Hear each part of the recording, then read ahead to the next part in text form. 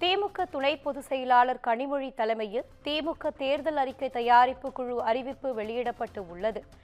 திமுக துணை பொதுச் செயலாளர் கனிமொழி தலைமையில் 12 பேர் அடங்கிய குழு அமைத்து உத்தரவு பிறப்பிக்கப்பட்டு உள்ளது. தற்போது கிடைத்துள்ள முக்கிய செய்தியாக பார்த்து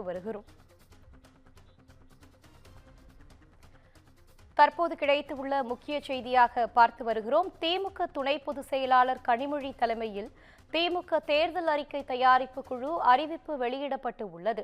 இது குறித்தான கூடுதல் தகவலோடு இணைகிறார் எமது செய்தியாளர் சிவகுமார். வணக்கம் சிவகுமார், தகவல்களை பகிரலாம்.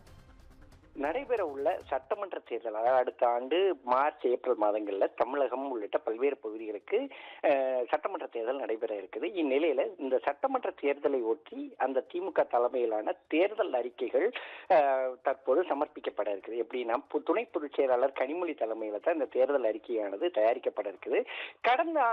கடந்த முறை நடைபெற்ற சட்டமன்ற தேர்தலில் ஏறத்தாழ 500க்கும் மேற்பட்ட வாக்குறுதிகள் அளிக்கப்பட்டிருந்தது.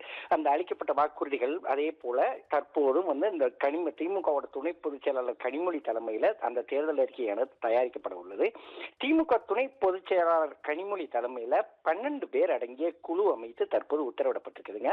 TKS இளங்கோவன், அமைச்சர்கள் கோவிச்செழியன், அதே மாதிரி பழனிவேல் தியாகராஜன் ஆகியோர் இந்த குழுவில் இருக்கிறாங்க. அதே மாதிரி TRP Raja, MM Abdullah, Constantine Ravindran, doctor Ezhilan ஆகியோரும் இந்த குழுவில் இருக்கிறாங்க. கார்த்திகேய சிவசேனாதிபதி, அதே மாதிரி பாத்தீங்கன்னா தமிழரசி ரவிக்குமார் ஆகியோரும் இந்த தயாரிப்பு குழுவில் இடம்பெற்றிருக்கிற நிலையில கனவு தமிழ்நாடு அமைப்பின் ஒருங்கிணைப்பாளர் சுரேஷ் சம்பந்தம், அதே மாதிரி பாத்தீங்கன்னா ஓய்வு பெற்ற IAS அதிகாரி ஜி சந்தானம் ஆகியோரும் இந்த குழுவில் அமைஞ்சிருக்கிறாங்க.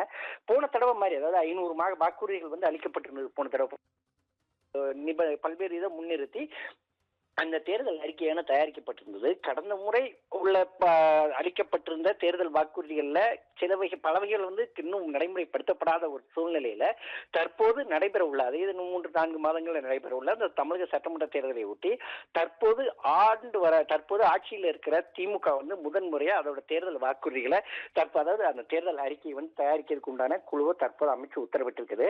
அதாவது போன தடவை துணை பொதுச் செயலாளர் திமுகவோட துணை பொதுச் செயலாளரான கனிமொழி தலைமையில அந்த தேர்தல் அறிக்கையானது வெளியிடப்பட இருக்கிற நிலையில ஏறத்தாழ 600க்கும் மேற்பட்ட வாக்குறுதிகள் இந்த முறை அவங்க தலைமையில நிறைவேற்றப்படுறதுக்கு உண்டான அந்த வாக்குறுதிகள் அதில் அளிக்கப்படாது, அந்த அறிக்கையில் அளிக்கப்படும் அப்படின்னு சொல்லி எதிர்பார்க்கப்படுது.